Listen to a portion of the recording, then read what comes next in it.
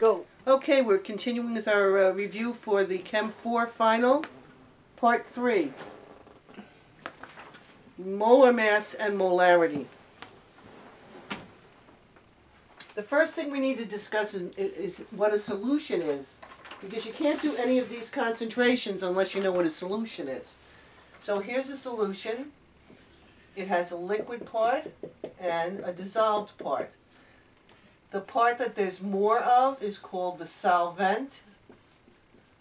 The dissolved part that there's less of is called the solute. And when you put them all together, that's a solution. Now what if somebody wanted to ask you, well, how much of the dissolved solute is in the solution? Which is another way of saying, what is the concentration of the solution? And in Chem 3 you just learned molarity. In Chem 4 you have molarity, molality, which is, molarity is capital M, and molarity equals number of moles of solute in a liter of solution.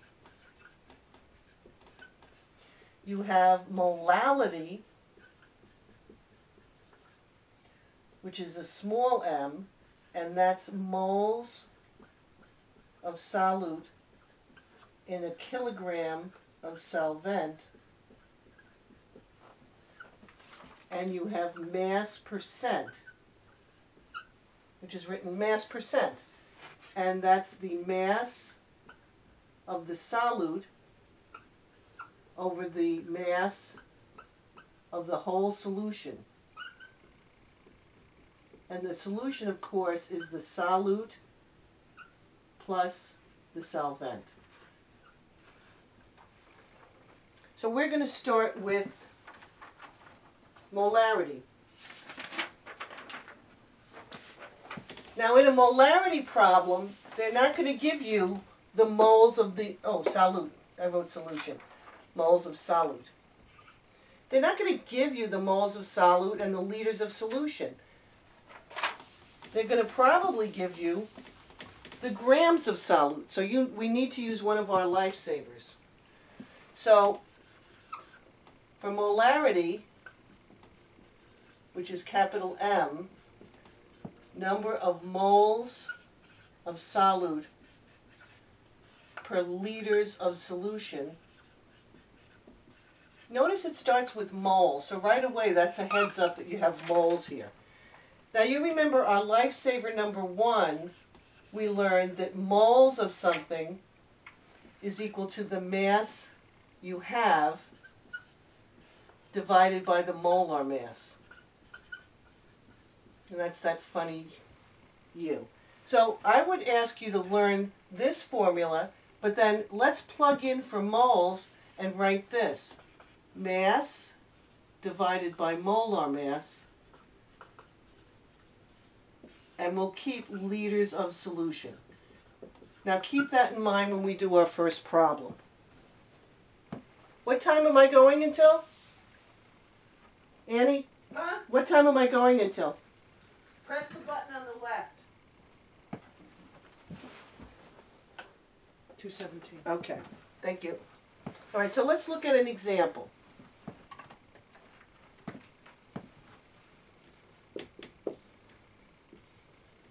If you have 159 grams of K2Cr2O7 and 325.0 grams of solution, what is the molarity? Well, the first thing I like to do is draw it, so I'm going to go ahead and draw this. I'm going to say 159.0 grams of K2Cr2O7, and I'm going to say the whole solution is, look at me, milliliters, sorry. milliliters.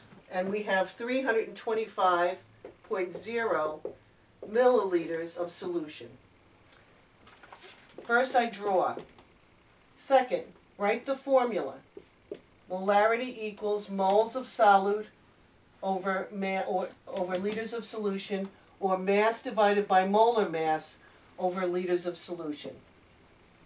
Notice they're giving us the mass, so we have to use our lifesaver here. So we're going to use the formula molarity equals mass you have over molar mass divided by liters of solution. So let's plug in. The mass we have, this is our solute, is 159.0 grams. We need the molar mass of the compound. Now usually on a final they'll just hand you that, but otherwise go to the periodic table and find the number for example, for potassium. Did I write it out? Yeah. The number with the decimal is 39.0983. You're going to add up, you're going to say 2 times this number, plus 2 times the atomic mass of this number, plus 7 times the atomic mass of oxygen. When you add all of those numbers up, you'll find that the molar mass of K2Cr2O7 is 294.1846 grams per mole. That's our molar mass. Let's plug that in. 294.1846 grams per mole. Now what about liters of solution? Here's a big red flag. Notice they didn't give you liters, they gave you milliliters. To change milliliters to liters, you're going to move the decimal 3 places to the left.